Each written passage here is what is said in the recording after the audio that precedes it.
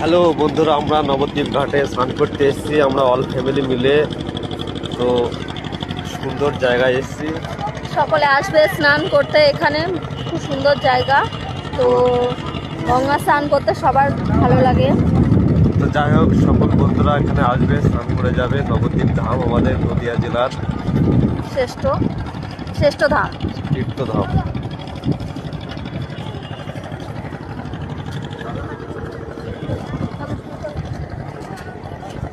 সকলকে আমার তরফ থেকে আন্তরিক অভিনন্দন ও ভালোবাসা রইল। ধন্যবাদ।